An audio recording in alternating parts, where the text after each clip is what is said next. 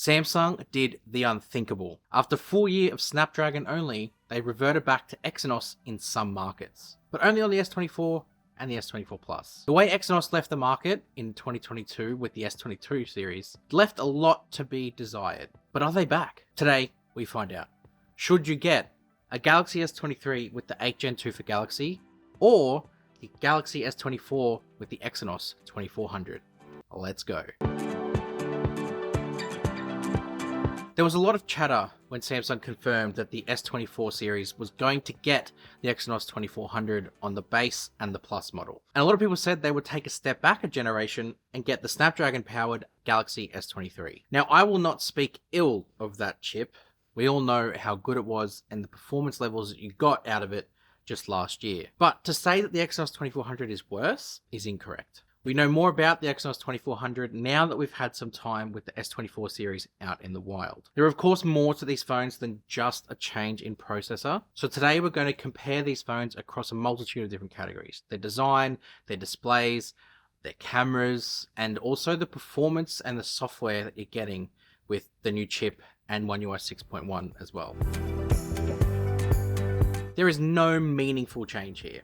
In fact, from a distance, they're the same. And as much as the S23 Ultra and the S24 Ultra, there was some more refinements as you looked closer, it's a lot harder to see that when you go closer with these two. The camera module, same. The back glass, same. The frame, that's probably the first difference that you notice. You have still an aluminium frame. There's no change in terms of material. It's just the way that it's been, I guess, refined. On the S23, you have the polished sort of reflective aluminium, and on the S24 you have the matte aluminium that's flat. Samsung have completely flattened out the sides to make this look even more like a generic smartphone that gets released in 2024. I do prefer the matte finish. It gives you that more consistency between back glass and frame because it's all that same sort of feel, whereas you're going between two different finishes here on the S23 with its frame and its glass. That rounded frame though, I will miss it. Not that I use either of these phones, I just think that it provides that better in-hand comfort. But the flatness does give you a sleeker aesthetic. So it depends on what you prefer, aesthetic versus comfort,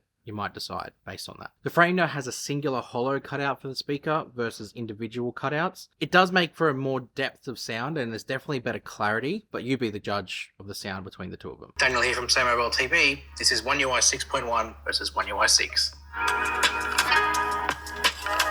Daniel here from Say Mobile TV. This is One UI 6.1 versus One UI 6.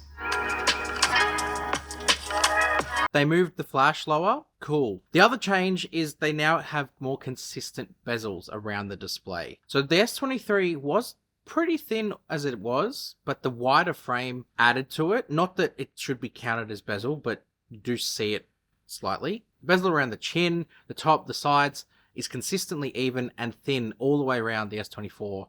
Whereas the S23, it kind of tapered a little bit out with the bezel on the S23 model. Outside of those, for all intents and purposes, they're the same. Is that okay? I think so. And I'll explain why. These aren't Samsung's design innovation phones. These aren't the ones that push the boundaries of the industry forward. They're here for the general smartphone consumer who wants a good performing smartphone at a good price and wants to know they're getting the most for their money. These are familiar functions in a familiar form factor. And that is pretty much what you get. They're still Samsung in the sense that the One UI offers all the customization and all of the functions that you could want. But from an aesthetic point of view, their design is pretty much aimed at generic. And that's okay. It's still premium. It still looks nice. There's just no reason to overhaul and change the design year on year because the customer buying these, design isn't their first choice. The thing though that is different between these two devices in particular is their display. Samsung has finally given us some parity on the display front across all three models. To an extent, there is still some limitations on this one compared to the others, but this isn't an S24 to S24 Plus video. Let me know if you want that. I probably won't have time to make it as this is a loaner from Samsung, but I'll see what I can do. Maybe I can get it extended. With the display between these two phones, there is a massive difference. Samsung are notorious for reducing the quality of the display in the base model versus the Plus and the Ultra. Last year, they kind of brought it more in line with the brightness level being the same, but there was still a difference in adaptive refresh rate, for example. This year changes all that. Whilst the difference in resolution is still there, this is still a full HD Plus panel, and so is this. What is different is the peak brightness goes all the way up to that 2600 nits, and Samsung have also enabled the adaptive 1 to 120 Hz refresh rate on the base model. So it means you're not missing out on that top tier display quality on the base versus the top. It's a very different approach to another brand that released base and sort of pro models. You can figure out who they are, in that you don't even get a refresh rate above 60. So Samsung, I like that they're at least considering that people like fluidity and also battery conservation, because that's what this will do. The other aspect that this display gets that won't be coming to the S23 is the new always-on display. Now, this is something we've seen before on that same brand I was just talking about, but Samsung have done it in their very Samsung way.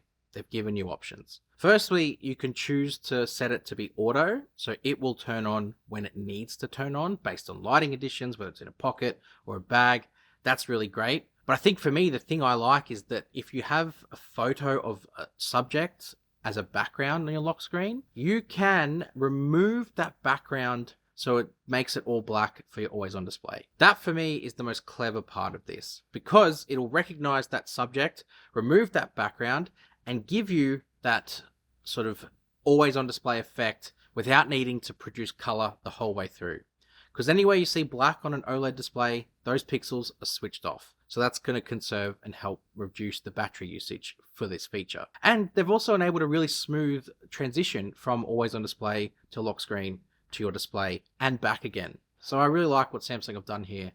And I think that is a really cool upgrade that the S24 gets over the S23. The viewing experience really doesn't change much, especially when watching content. Because you've got a 6.2 versus 6.1 inch screen, you're not going to notice that day to day. What you will notice is outdoor visibility has drastically improved thanks to that peak brightness. You take this thing outdoors, there is a considerable difference in what you can see on the S24 versus S23. Now, isolated on their own, the S23 is enough, but taking photos, especially side by side in bright sunny conditions, you will get a better picture of what you're looking at from the S24 versus what you get on the S23. And that's just a fact. You can see that clearly here in these examples. Okay, camera time. There is absolutely zero to report on the hardware front. That's just because they're using the same hardware in numbers and spec-wise. Samsung sometimes upgrade the sensors slightly. They don't really tell you, and the actual numbers don't change. It's still 50 megapixel on the main camera, it's still f1.8 aperture. The other two cameras remain the same with their specs. Little to report. With all that being said though, there is actually some improvement to performance and output from these two generations. Whether that's down to Exynos versus Snapdragon or just the fact that it's a generation bump in general, not sure, but you be the judge when you take a look. With the performance side of things, Samsung has banished the so-called shutter delay that used to experience when you rapidly mash the shutter button, which you shouldn't do. But the fact is that you now can consecutively capture pictures a lot better on the S24 versus what you could do on the S23. You can see the difference here. It's definitely an improvement. What else is better too is the output from those images, like capturing the moving subject. You will actually get a nice picture with HDR and all the processing in there. I have everything set to maximum on this, including all the camera assistant settings, same as this. And you can see the difference in the capturing speed, how much better this is. And then from an output perspective, just in general, there is actually a fundamental processing difference that you will notice between these two phones. Snapdragon and Exynos have always processed photos differently. That's always been a thing. You can watch a YouTuber called Golden Reviewer. He extensively tested Snapdragon versus Exynos in the last few years, and you'll see their output differences. But here is crazy what they've done from one generation to the next, one chipset brand to the next. There's some detail improvements, and you can see that across any of the cameras on the back, the 0.6, the 1, and the 3X. You can see that in things like the trees that you zoom in on. You can see that in the grass. You can see that in the pavement here. Like the pavement on the S24 here is bringing out all those pebbles and detail. The S23 kind of just smoothened and flattened them out a little bit. It kind of lost it. So there's some absolute improvement in the S24 in that front, in the detail. That difference is apparent. I noticed the detail improvement the most at 10x, especially seems how Samsung have optimized that longer range zoom with this new processor. At 10x, you can see the detail in like trees, but even like things in buildings that are further away, you can see it. At 30x, which you don't need on a phone like this, you can still see an improvement too. So it just speaks to where Samsung have put their attention. They want the zoom capability of these base models in the S24 series to be better than what they were last year. But that's small fry when we compare the actual processing difference across all of the cameras. The first thing I noticed immediately was the sky, and that counts for both the actual color of the sky and the clouds. I sat down and looked through all the photos that I took, and pretty much a fundamental thing I noticed was that the sky was just different. The shade of blue was different. The way it brought out the gray of the clouds was different. It just had some fundamental differences. And yeah, it didn't matter which camera I used, whether it be the ultra wide, whether it be the 1x or the 3x. There was just that difference evident. It was, if you're wondering, a little bit more natural to the scene that I was in. It was that overcast, cloudy day at the beach that you kind of see all of that. Whereas the S23 kind of subdued that a little bit. The S24 brought that back out. And you might prefer that. And I definitely do like that as well. It still makes it dramatic, but it definitely replicates where I was a little bit more accurately. I tested the 50 megapixel and there was a definite improvement in detail across the outer parts of the photo. You can see down the bottom in the rocks with the 250 megapixel photos that the S24 produced a little bit more detail. I also gave night mode a chance, because obviously a lot of people like to see less than ideal conditions when taking photos. And a lot of stuff does happen at night, so you do kind of need something that can capture night well. Well, with the S24, both in night mode and in auto, it captured the scene better. Better, cleaner images, less noise, more detail, you name it. It definitely produced the goods at night with photography versus what the S23 was doing. I also took a night portrait just for fun, and yeah, produced a better, more detailed result on the S24. What a good mug. Overall, photos have better detail and a different level of processing versus what the S23 had. And that change pretty much extends directly into video as well. At 4K 30, the S24 is producing that same dynamic range processing and the same sort of difference in the sky as what the photos were doing when you compare it to the S23. You can see it, right? The clouds are bringing out that little bit more gray. You've got the different shade of blue. It's an absolutely different video experience from S24 to S23. Someone passing by will just be like, oh yeah, that's a video of the beach. But when you actually do want to try and capture content from your phone, these little details matter. So it's nice to see that Samsung are bringing that stuff out with the S24. It's not just like shooting the beach too. When you look at my face, like I turned it around and took a 1x 4K 30 with the rear camera of me, same mug. And again, you can see that there's more detail being brought out in my face versus what the S23 was doing. So I really like everything that Samsung has done with the processing to bring out more detail. The actual other stuff, that's personal preference. So that'll be up to you to decide which way you think is handling it better. As you zoom, similar to photos, the zoom levels continue to increase the detail. So the S24 is producing better, sharper video as you go through to 10x, for example, versus what the S23 was doing. So I like, again, Samsung are putting more emphasis on that longer range zoom in these base models this year versus last year. There's other improvements too to like portrait video, but that's more of a function side. Looking at the actual performance of portrait video, again, that same processing stuff sort of comes to the fore. What you will notice here too, though, is my audio. So I've actually did a bit of a microphone test in very windy conditions. Let me know how you think they sound. Now, it is incredibly windy where I am at the moment. The sound you're hearing now is the S23 phone I'm looking at, and then now I'm switching to the S24. And windy, and there's beach noise. It's probably like the worst conditions for noise. So let me know what you think. Which one sounds better from a microphone standpoint? For me, the S24 had the edge there in the microphone stakes. Just a little bit cleaner. It isolated the voice a little bit better. But as usual, you be the judge in the comments. I tested stabilization, and there was like a negligible improvement on the S24 versus S23. That could be down to just margin of error, being held one in each hand, but I'd like to think that because the S24 Ultra improved on the S23 Ultra, that the same was being done here. So I'm just going to give it to the S24. Selfie video on the S24 produced better results. Now this is only in full HD video, so it's not like I went to 4K, I just forgot. And you can still see though that even at full HD, the detail difference is there. And that's the same selfie camera. So Samsung are just doing some extra stuff here to get more out of the video. And then night video follows the same pattern as day video. Less noise, more detail, you're getting more from your video at night versus what you get on the S23. So this whole thing about Exynos versus Snapdragon, Samsung seem to have gone to work with the Exynos and made sure it's optimized for processing of things people want to take photos and videos of. So I'm glad about that. The S23 is still good. Comparatively though, there is some improvements that Samsung has made. And not just in the output level, there's also some software stuff that's been enabled thanks to this new processor. There's some crazy good photo and video features that Samsung have updated in the Galaxy S24. When we look at camera modes, single take, for example, my favorite Samsung feature that they've ever made, got an update where you can now shoot photos and video with single take using any of the rear cameras on the back. Before it was limited just to 1x on the S23, but now you get that array of cameras to choose from. And the difference it makes, especially when you're at a playground with your kids, is you don't have, sounds lazy, but you don't have to get up.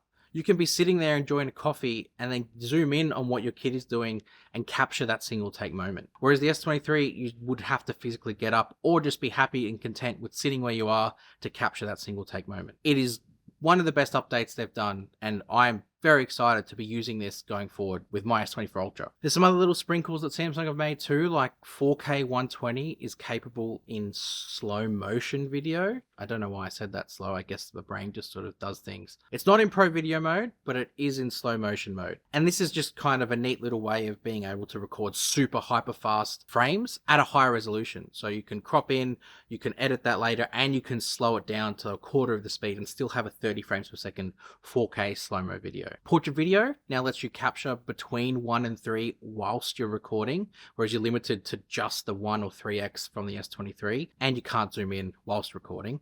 That's a neat little one that will be fun to use. The big one for me is dual recording. This one here is absolutely a game changer and might just replace single take as my favorite camera feature Samsung have produced. This replaces director's view from the S23, which I liked, but was limiting. What was limiting about it is that you could choose the selfie camera and a rear camera, and then you recorded from both at the same time. You could then switch rear cameras whilst you're recording, but it fundamentally saved it as either one video or 2 separate videos. You basically got a live preview of the other cameras as you were recording. Yeah, it's pretty good. What I like what they've done with dual recording is you can now choose from any 2 cameras on the phone, whether that be the selfie or the main, or the ultra wide and the telephoto, or the wide and the telephoto, which means you not only are you capturing sort of the wider angle, but you can get in closer and record them as 2 separate videos at the same time. So all your audio is synced, your videos are synced together, and it just means that if you are someone who doesn't quite want to have this choppy zooming in and out, you don't have to think about it because it's capturing both. And then when you go and edit the 2 videos together later, you have both angles to zoom in on, and it's clean and it's great. I'm very excited to be using this a lot more, and the S24 brings it in. The S23 doesn't have it. Game changer. The other update is that Expert RAW now allows you to capture the 24 megapixels as well as 12 and 50. So it just gives you that nice little middle ground between 12 and 50 to capture better detail, but also still bring in the processing that the lower resolutions do give you. There are some neat little sort of camera settings differences as well, but I do actually have a full video where I look at all the secret features that Samsung didn't really talk about and their predominantly camera features. So go check that out as well after you watch this one, because there's a lot of good little bits of information in there. Okay, heading into software and performance. One UI 6.1 versus One UI 6. Now we know that the S23 is going to at some point get 6.1. What capacity of features are going to bring their way down? We're not really that sure yet. So we're going to wait and see, but for now, S24 One UI 6.1, S23 One UI 6. In terms of the smoothness of operation, the One UI 6.1 update seems to have refined animations and interactivity.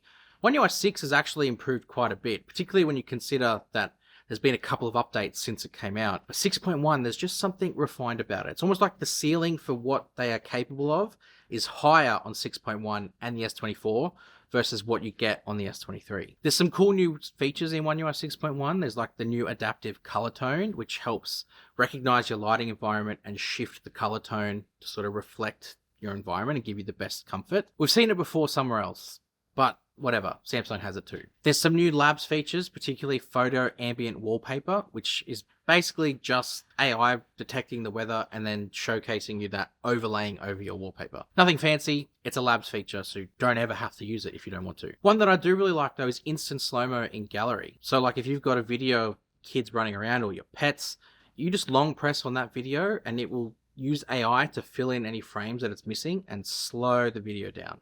Instant slow-mo, that's what it's called. It's basically like a preview of what slow-mo might look like, and then it sort of prompts you to go into the gallery and edit it. Samsung have also enabled Super HDR in the gallery. So for photos taken on Samsung phones, it will show you the HDR in a much better sort of contrasty way. I did the same photo on both phones, and yeah, you can see the difference in the sky, in the ocean.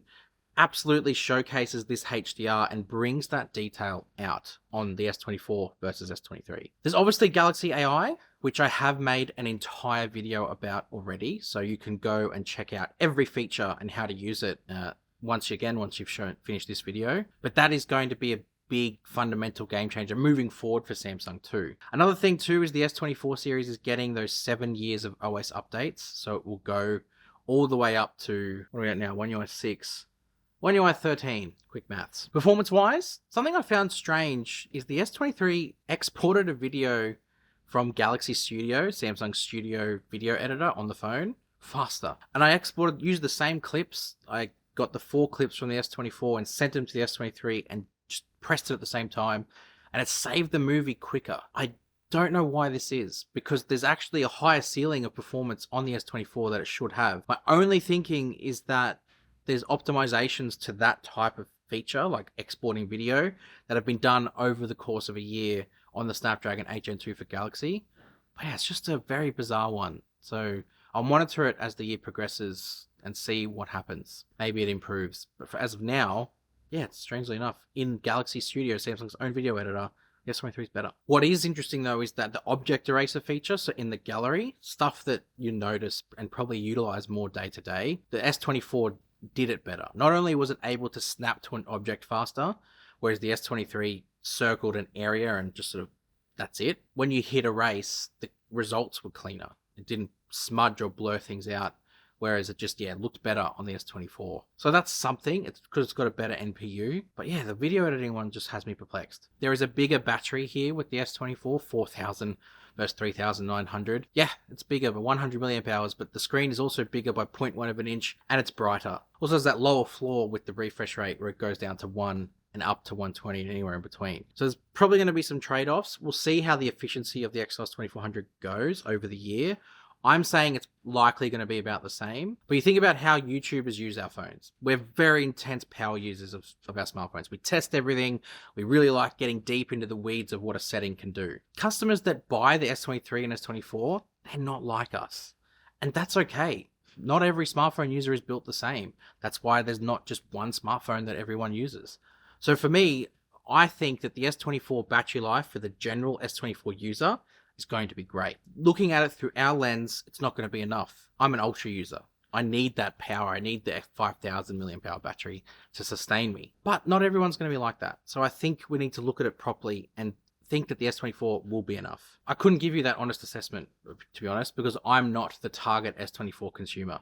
But I can just tell you from another level what it actually will do for the right person. For that person, it will charge at 25 watt fast charging still, and also 15 watt wireless charging. Overall, if you have an S23, upgrading is silly. You just shouldn't need to do it. Obviously, if you're interested, you can see and watch the video again and see where the upgrades lie, but it's not for you. What this video is designed for is people who have S22, S21, S20, or even S10, and helping them decide, especially if someone's adamant they want a Snapdragon and not an Exynos. This can hopefully help them decide that maybe the Exynos is the actual right choice to make the jump to. So to answer that question, Exynos is back. The 2 years Samsung went away to refine it was worth it. They've proven that they can make a capable chipset again, and I think a lot of people are pleased already at what the results that they're getting. Don't be afraid to get it. It's definitely capable. Thank you for tuning in. As usual, if you like this style of content, hit that subscribe button.